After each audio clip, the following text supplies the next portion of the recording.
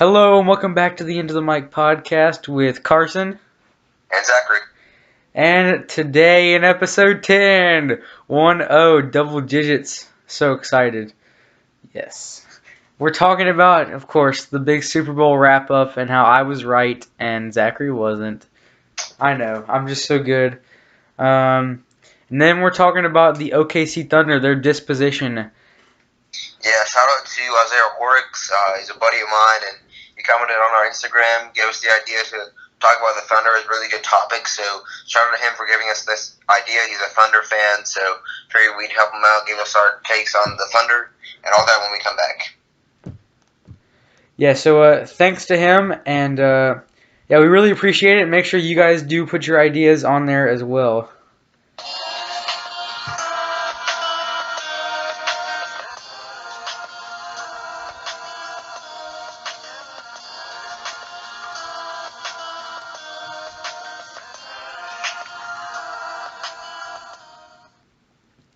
All right, and we're back. So first, we're talking about the Super Bowl wrap-up and how the Eagles beat the Patriots in the Super Bowl. Zachary, who was right? Who picked right in this one? I don't quite remember. It named on the tip of my tongue. I can't think of it right now. But yes, the Eagles did win 41-33. It was a really good game. It was pretty close throughout the whole game. Philadelphia, Nick Foles came out here. He came out strong. Obviously getting the Super Bowl MVP honors, 373 passing yards, 3 touchdown, 1 interception, and 1 receiving touchdown. Eagles had it on 3rd down in the first or second quarter, about on the 3-yard line, and called up a trick play, and Foles set it up as a receiver on the play and was wide open in the end zone. So he basically had 4 touchdowns and got the MVP. He did not outplay Tom Brady. Tom Brady, 505 passing yards and 3 touchdowns. Really stellar performance, and if they had pulled it off, there's no doubt he would have gotten the MVP honors. But the offense in this game was either really good or the defense on both teams were really bad. Primarily on the New England defensive side of the ball, obviously the bench you Malcolm Butler, their number 2 corner. Stephen Gilmore and Malcolm Butler are kind of in the share between 1 and 2 corners. Butler usually takes on the larger of the wide receivers, but Gilmore had to take on the bigger ones in this game. The New England defensive side of the ball just could not stop Nick Foles, obviously. The Eagles' rushing game had a good game with 147 yards running total between Blunt and Ajayi. Blunt was actually the leading rusher on the Eagles with 90. Ajayi only had 57. Blunt had a 23-yard touchdown run in the first quarter. Philadelphia receiving, the rookie Corey Clement, who's actually a running back, broke 100 yards and a touchdown on just 4 receptions. Aguilar added 9 receptions for 84 yards. Jeffrey had 3 for 73 and a touchdown. The Philadelphia offense looked really good in this game. Nick Foles, there was no rust on him after 2 weeks of not playing. He came out and he looked like he was an NFL starting quarterback. And as much as it goes against what I've been predicting all playoff, I've not been rooting for him just because I haven't seen anything in the past couple of years that would warrant him being Super Bowl MVP, much less getting the team to the Super Bowl. But he came out and he was able to lead his team to a win, and obviously New England, there's so many questions surrounding Matt Patricia leaving, and actually Josh McDonald will be back. Broke about half an hour ago that McDonald has declined the coaching job for the Colts and will stay in New England. So that's something you can hope for if you're a New England fan. But New England, there's been questions maybe Bill Belichick's leaving. When will Tom Brady retire? Is this the end, beginning of the end for the Patriots, who definitely have some age in most of their skill positions. They have some youth in their backup core, but not really starting caliber youth on their defense. Carson, what do you have to say? Yeah, so the offense in this game was really, really good. Obviously, the Eagles' defense stepped up big in this game at the end. Brandon Graham with the only sack of the game. Of course, got that forced fumble on Tom Brady, which ultimately sealed the game, gave the Eagles the win in Super Bowl 52. And I have talked to one of my friends who's an Eagles fan, and we were talking about how Nick Foles will not be in an Eagles jersey next year, most likely, because the Browns are probably going to offer him a ridiculous contract because they are desperate for anything at this point. And, he's a quarterback who just came off winning a Super Bowl MVP, and they're going to look at that and say, oh, that's a easy $35 million contract. And, so I don't think he'll be in an Eagles jersey next year. Definitely not as a backup. And they're not trading Carson Wentz or getting rid of him. So, it was a good run, Nick Foles. I wonder what team he'll be playing for next year. Yeah, I think he still has a year on his contract, so he's either going to leave by trade or, Eagles do something stupid like cut him or something. But I can totally see the Browns heavily going after Nick Foles and not have to draft a quarterback at number 1 and number 4 in the draft. Nick Foles, I've seen obviously decline next year, but he has shown me that he can produce up decent numbers and a good offense. This Eagles team has a lot of youth that's going to be locked in on that team for the next 2, 3, 4 years. They look like a solid Super Bowl contender for the next few years. They obviously have Alshon Jeffrey, Nelson Aguilar is developing. They have one of the best receiving tight ends in Zach Ertz. So I think if you put Nick Foles in that offense, he's going to do better than what he actually is. But I think he still can put up a decent number. In Cleveland, that he would have Josh Gordon and Corey Coleman to throw to, and David Njoku, who's a developing tight end. So he'd have a pretty good receiving core. Maybe if they can get Barkley, that offense could get up to average in the league. Maybe they'll surprise us. But yeah, I agree that there's too much value for him to be a backup in Philadelphia. I know that's probably the best fit in the league, but there's no way that the Eagles will keep him if Browns come up, or maybe even the Giants. He could potentially be back up to Eli Manning one more year, and then fill in after that. I don't see that. I can see how that could work out. But if Eagles may not be shopping him, but they will definitely listen if somebody comes up. Yeah, the Jacksonville is another option I see, but that's I don't know. It might not happen, but just some options because I don't think he'll be in an Eagles jersey next year. Whether he demands a release, and the Eagles decide, well, you gave us a Super Bowl, so we're gonna comply with your demands, or they trade him and get something out of him. But I don't know about that. But let's talk about the Eagles' defense in this game once again. Of course, Fletcher Cox, the man I've praised every step of the way to the playoffs this year, was not the hero in this game, actually. It was actually Brandon Graham, who has had I would call it a mediocre playoff run. No sacks in these playoffs this year until where it actually mattered the most in the Super Bowl. Won the game for them, I would say. He was my pick for Super Bowl MVP. They give it to Nick Foles. It is what it is. But Brandon Graham came up clutch when they really needed him to, and that just shows how good of a player he is, and how good that defensive line is. It stepped up. They broke through that offensive line so quickly. Got to Tom Brady before you could even see it coming. Seals the game. That's it for Super Bowl 52. And the curtains are closed on the Patriots this year. Yeah, and you're talking about the Eagles' defensive line. They had 9 quarterback hits opposed to the Patriots, just 5. And going into the game, I even said, I obviously picked the Patriots to win, but I said that if Philadelphia's front 5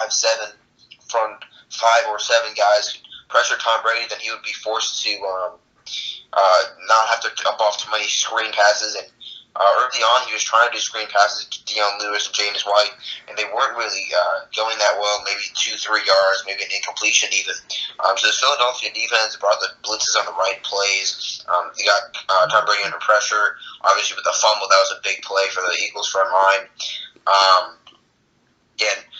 New England, even leading rushers, we talk about all these really good backs on New England. The leading rusher was James White with 45 yards. There was 45 for him, 39 for Dion Lewis, 18 for Rex Burkhead. And they didn't really do much in the receiving side either. Burkhead just had 1 for 46 yards, and James White had 2 for 21 on the receiving end. So this versatile New England running back core was not able to do much against this Philadelphia defense. And again, credit to Philadelphia's defense. They look like a really solid team going forward. This might be the beginning of something special in Philadelphia. Yeah, so, and also with the Patriots now, the situation with Malcolm Butler, I definitely do not think he will be suiting up in a Patriots jersey next year, unless they make some pitch at him that just really blows him away. Benching him in the Super Bowl, I don't know how I feel about that,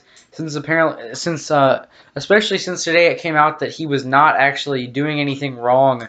He was not breaking team codes the week before the Super Bowl, but apparently he was with his family every night that week. So I don't know what the Patriots were doing. Even if he had a bad week at practice, players have bad weeks, they have down weeks, but I don't think that's a good reason for you to bench him the whole game. If he goes out there in the first quarter and plays bad, then yeah, maybe you do bench him. But definitely, you have to at least give your number one cornerback a chance, especially since he's been a hero for your franchise for the past 4 years. Winning you that Super Bowl, that clutch interception years ago, and I just think this was a really, really dumb decision by Bill Belichick. And speaking of Bill Belichick, ESPN just announced that Bill Belichick he's expected to remain the Patriots head coach. So that's some good news for Patriots fans if you like Bill Belichick. So and also with Gronkowski, do I think he's going to retire? Absolutely not. I don't know why he is starting all this drama. Unless he really, really thinks that his injuries are too bad and he needs to retire. I don't think he will. But that's just my opinion. Yeah, I think that, especially if he gets another one this coming season, that he's going to look at concussions that he's had, and knee injuries, and he's going to look at that, take into account Tom Brady's future. I wouldn't be surprised if Tom Brady and Gronk retire in the same year. Gronk probably doesn't want to go through the whole finding another quarterback since they don't have a backup. Obviously, they traded both Jacoby Brissett and Jimmy G this past year, so they don't have another backup. They're betting on Tom Brady playing another 2-3 years, not having to draft one. Gronk probably doesn't want to go through that, especially with his good rapport with Brady. He might retire then. But if he has another big injury that causes him to miss multiple games next year, I can very much see him saying that my body cannot handle this anymore. I can't risk brain injuries or body injuries keep moving forward. So we might have to retire then.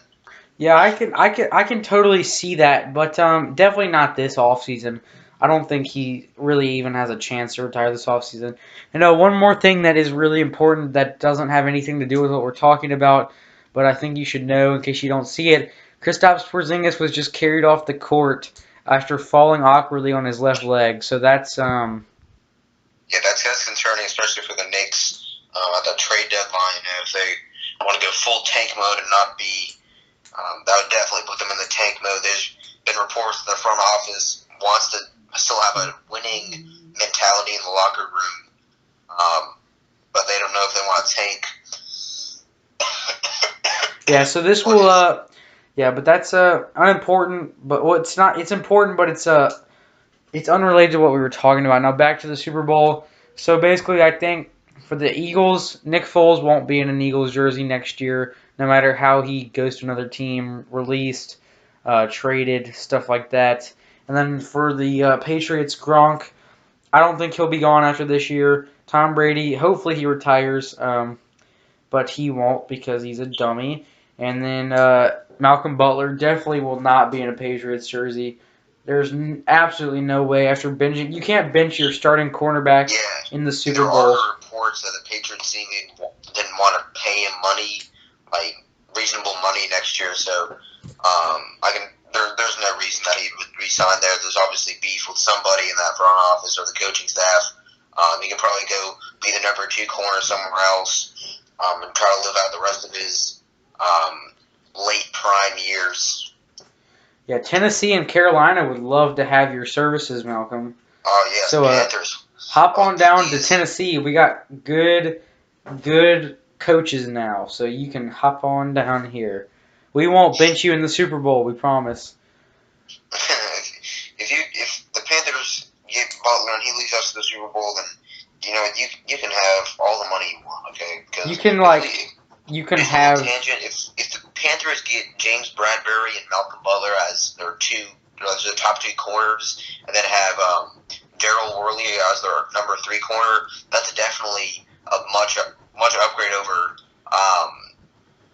my Captain Munnerlyn being our number 2 corner this year. God, so bad. Yeah, but do you have anything else to say about these 2 teams, about the Super Bowl? No, I think we covered everything. Yeah, so it was a really good Super Bowl. I enjoyed watching it, but I think that I don't think Nick Foles should have won MVP, and I'm glad the Patriots lost. Those are the 2 things I have to say about it. That's pretty much it. So, on to the next part of this episode. We have the disposition of the OKC Thunder as suggested by a viewer of the podcast. We appreciate it. But now, on to the thing. So, the first thing we're talking about, injuries to the Thunder's roster. Zachary, what do you think is going to happen now that Andre Roberson is gone? Yeah, Roberson out 6 to 8 weeks. Really good, one of the best perimeter defenders in the league. He's only 25, so he's young.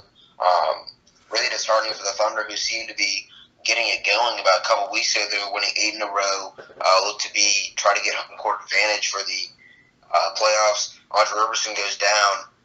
Basically, Roberson, if you don't know how important he is to that defense, defensive efficiency measures, their defensive rating, or how good the team is versus the offense. Obviously, that's what defense is.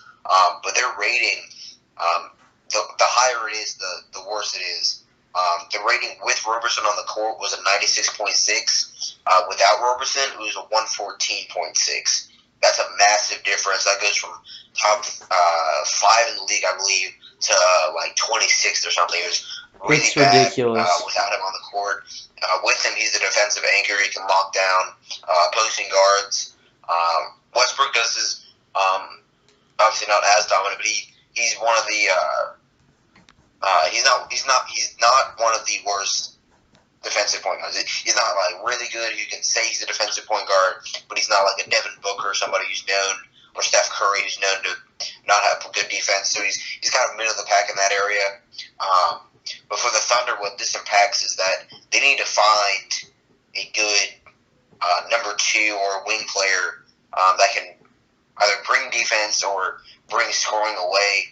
Just bring something to that starting lineup that they've struggled to find. Roberson, obviously not the offensive stud that by any means, but if they can get some extra spark on the offensive or defensive side, the 2 spot, I think they're in good shape.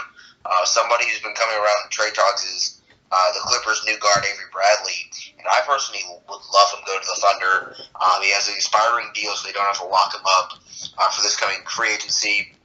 He kind of be a rental.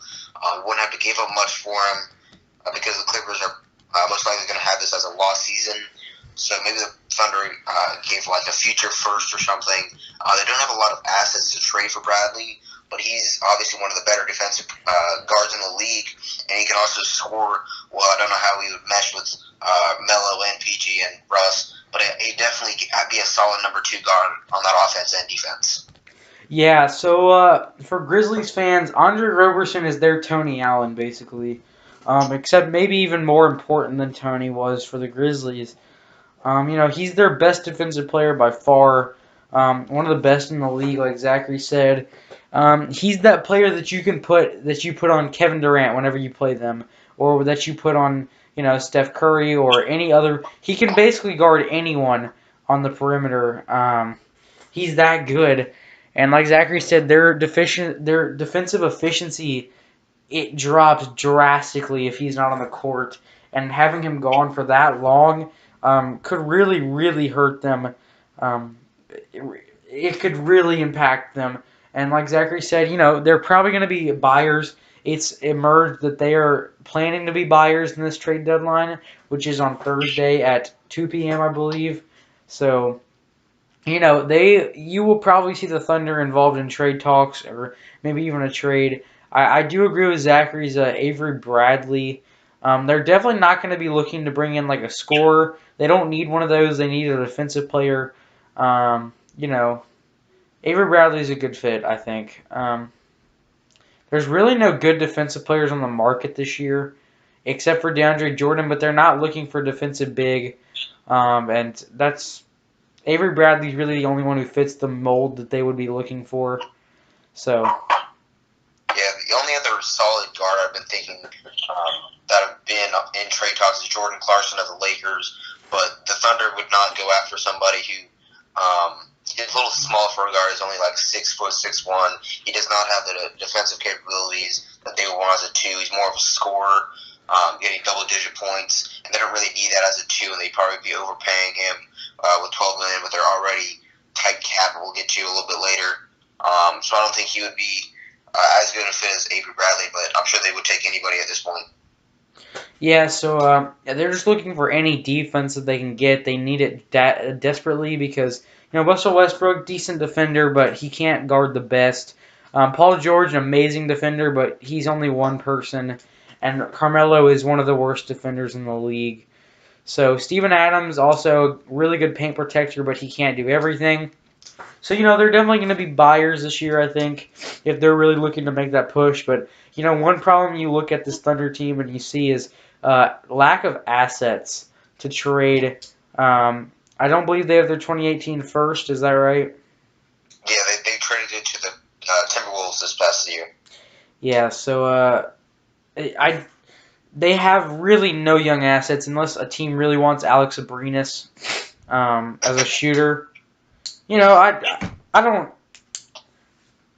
really can't find any assets on this team, which is sad because they could be so good if they found those defensive players and maybe even a better player to go alongside Russell Westbrook, one that fit the mold that they're looking for. And, like you said, Avery Bradley could probably be gotten for cheap, but what are they really going to give up? Honestly. Yeah, that is true. Clippers will probably be looking for picks as they're rebuilding. So unless they want to pull up Brooklyn Nets and give up every single one of their picks. Yeah, you can just have our first rounder for the next 6 years. No, that makes sense, right? Oh yeah, because we're gonna get a 33-year-old Kevin Garnett. Oh yeah, and a 34-year-old Paul Pierce. Yeah, sounds good. That's a simple trade. Yeah, I know. That's easy. I'd take that every day. Oh yes, and you know what we're gonna do with those two players? We're going to make the playoff once and then not do anything and then not make the playoffs again. And suck for the next 10 years. Solid deal. Billy King, greatest GM of all time. I'm going to buy a Billy King poster now. That's a good idea. Well, back to the actual stuff. All right. So, and then another thing we need to talk about, Russell Westbrook. Is he an MVP candidate again this year? Zachary, what do you think? I think he's definitely a candidate just because he's doing so much for this OKC offense. I don't think he's a favorite though. I think he's probably in the top 5, 6, just because stats wise he's still putting up 25 a game, 10 assists and 9 rebounds. So really almost a triple double. But it's just that he's been so efficient from pretty much anywhere on the court. He's not a 3-point shooter, but definitely struggling in the efficiency category. Basically. James Harden has scored as many points as Russell Westbrook this year, and James Harden has missed games and also taken 106 fewer shots. That's how inefficient Westbrook is and how efficient James Harden is. He was my top MVP, so basically Westbrook has to outplay Harden the rest of the way by a little bit. I think he's a candidate, but I would not pick him. I don't think he's even in the top 3 of MVP right now. Okay, I don't know what you're talking about. James Harden being the favorite. I think Rashad Vaughn should MVP easy. I totally forgot. Obviously, he's going to thrive in that Brooklyn Nets offense. I think you got me on that one. That was a good trade, though, for the Nets, but that's for another time. That's for a trade deadline episode. You guys will see that Thursday. You silly ducks. All right. So obviously Rashad Vaughn for MVP, not Russell Westbrook.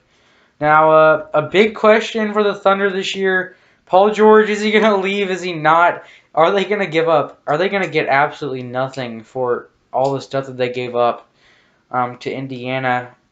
Uh, the question, I think, or the answer, I think, not the question, is I think he'll stay. He's made it known that he likes it with the Thunder and how their team is built, and he likes it. So, I think there's a good chance that he stays. And I don't think he's going to go to the Lakers. I think those are crap rumors. I think they're untrue completely. I don't like how people just spread that around everywhere. Oh, Paul George going to the Lakers, and LeBron is going with him. I think that's dumb. But just don't say that. But I think Paul George stays. Zachary told me this earlier. I thought it was right. Melo leaves, they let Melo walk, and Paul George stays. So Yeah, I'm sticking with that too because especially the cap room that they would have. Westbrook also obviously just got signed to a massive extension, getting paid the big bucks as he should be, reigning MVP. Like I said, MVP candidate for this year. But yeah, he's locking up salary. Steven Adams is locking up salary. Melo has 1 year on his contract after this one, but still getting paid, $27 million, I believe. So he's locking in salary. Paul George locking in salary for this year. They're probably gonna have to let Melo walk next year just because they don't have cap space to do anything else with this roster. Especially if they can't make a deep playoff run this year, they're gonna have to say we might need to trade Melo before the deadline next year. This is just way far off prediction wise, but way early for any of that. But I can totally see Melo not being on the roster come playoffs next year. They're definitely going to keep it together this year, but give Paul George some money since he's getting good chemistry as of late with Westbrook, getting in that offense, leading the NBA in steals at one point. I think if him and Westbrook can continue to mesh, then Westbrook could be both more efficient and lead this team to a better record. Melo, he still wants to be New York Nick Melo. He still wants to be the number one scorer on an offense on a team that he's really the number 3 option now.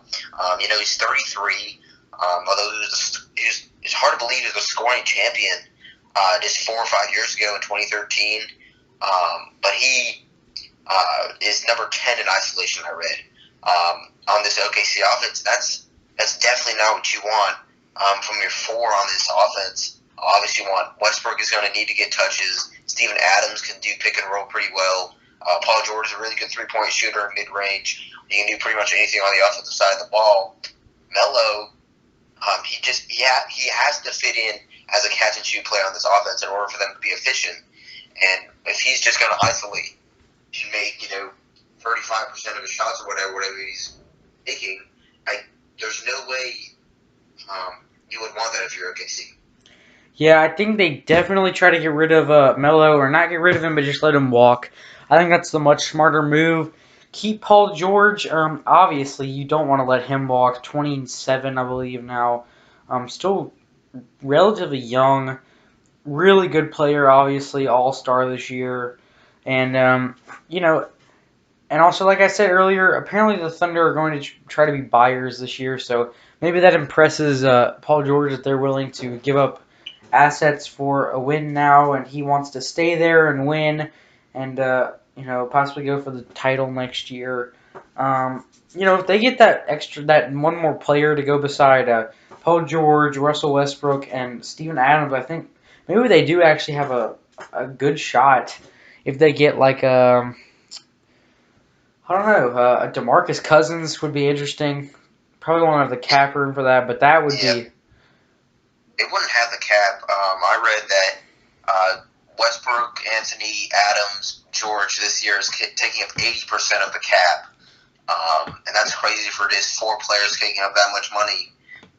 Roberson making $10 million a year by himself. So the starting 5 is making most of the cap money, which means they don't have money to pay for any assets off the bench, no scoring. So basically, if the starters struggle, which they kind of had their games where they're inefficient, Russell Westbrook, struggles with turnovers, which he's been more prone to in the past couple weeks, having double-digit turnover games at times. Melo's not hitting his isolation shots. Paul George has probably been the most consistent. He's probably the one player on offense that you can always rely on. Not any discredit to Russell Westbrook. Obviously, he's been phenomenal on the in OKC, but he, like I said, double-digit turnovers at times, shooting low percentages at times. Paul George has been on his game the most of the year. I have him on my fantasy team, and he's been really productive throughout the whole season. He hasn't really gone on a big slump this year. So you definitely have to keep him next year. Like I said before, Melo not as important on this offense, taking up too much cap as a 33-year-old. He's not going to be back for his next contract with OKC. Yeah, so I think that they definitely try to get rid of Melo, but say Melo comes off the books, what do they do with that money? Because he's making about $27 million this year. I don't know. I think you have to obviously replace him with someone better forward. Maybe you can get a couple decent free agents either or next year. You can draft a player that year, still have their pick back, I believe, next year. Try to get some sleepers in the second round. Try to get kind of low salary players that are still productive at the 4, even off the bench. Try to get it that way. But even if you can't get a decent 4 and or you can't get good scoring off the bench, you still have Russell Westbrook, Steven Adams, Paul George in the offense, and I would take that any day over a team like the Grizzlies or the Hawks or the Kings. So even if Melo leaves, and even if they still have cap issues, that's a better situation than most of the bottom teams in the league. They're probably in a good position once they re-sign George to a multi-year contract this offseason, which they should do. They'll be in good position for the next coming years. Now, and I know I talked about their lack of assets, but the Thunder do have one interesting asset. That is Terrence Ferguson. Now, he's interesting. He has been starting at the 2, and he's done decent at this job. Now, he's interesting because he's obviously a project player. A first year, a rookie, whatever you want to call it. But he's interesting, athletic, has potential as a good shooter, has potential as a defender, could be a really good player one day, but obviously really young still. A team like the Clippers might look at that and say, "Oh, well, he could be good for us one day." And they say Avery Bradley for maybe Terrence Ferguson and a two second-round picks because they're probably going to lose Avery Bradley. So they're going to say, "Oh, we'll cut our losses, or we'll just take what we can get for him." So they take Terrence Ferguson, 2 second-rounders, and now there's Avery Bradley on the Thunder. So you're looking at a starting lineup of Russell Westbrook, and then Avery Bradley, Paul George, Carmelo Anthony, Steven Adams. Now when Roberson comes back, you slide Roberson to the 3, Paul George to the 4, Steven Adams to the 5, and you bench Melo. That's very interesting. I was about to interject there and have Roberson off the bench, but I definitely like Roberson still starting. You need that defense. You absolutely need it. You still get those defensive numbers, and then you have Melo off the bench. He can be the isolation scorer off the bench. I actually really like that idea. If they can get Bradley for just a couple of second rounders and Ferguson, I think Thunder might be in pretty good shape then. And I think the Clippers might look at a deal like that and say, "Well, this is actually a pretty good deal. This might be the best deal we can get for Bradley, who is on an expiring contract or rental." And then the Thunder are looking like a really good defensive team, and a really good offensive team, of course, with Russell Westbrook. And like you said, Carmelo Anthony doesn't take away touches from Paul George and Russell Westbrook, and they're not taking away touches from him. He's on the bench leading that bench unit. Their bench unit automatically becomes 5 times stronger with Melo there as a veteran leader. And, Steven Adams, of course, needs to start. So, I think that's a nice lineup for them. Yeah, that's what I would be hoping for if I'm a Thunder fan. That sounds pretty good. They also have Jeremiah Grant off the bench, which, I mean, he's a good perimeter defender. And a really good defender, but he has the same problem as Roberson. Right, but if you have Melo coming off the bench as a 3 or 4, then Jeremiah Grant could defend the other that player that Carmelo would be guarding. The superior offensive player off the bench. Grant could guard that good bench scorer on the other team. Yeah, and then also they have Alex Abrinas, who would come off the bench and just be a scorer. And then, they also have some other players there that, their bench unit has also slightly been a problem for them. They don't have a ton of depth on their team. Especially the big man spot with the lost Cantor and the Melo deal. Yeah, and they have Raymond Felton at backup point guard, which is not, Right. It's Cheeseburger Boy. I mean, how good is he going to be for you? Yeah. All right, so I think we've pretty much covered everything. Yeah, that's a pretty good wrap-up of OKC's current situation, what they might do in the future, and what they should look for at the trade deadline. And I think we do another episode on OKC in like 4 weeks and do an update. See what they've done with their team by then. Because I think everything could be different by then for OKC. Yeah, we'll probably wait till playoffs roll around, get Roberson back, see where they are on the playoff picture. Yeah, so this will be an interesting team to monitor throughout the year. So even if you're not a Thunder fan, you're looking for a team that you might want to watch since the Grizzlies suck. Then, you can watch the Thunder. They'll be an interesting team. I know I'm going to try and watch some Thunder games after the trade deadline if they got anybody.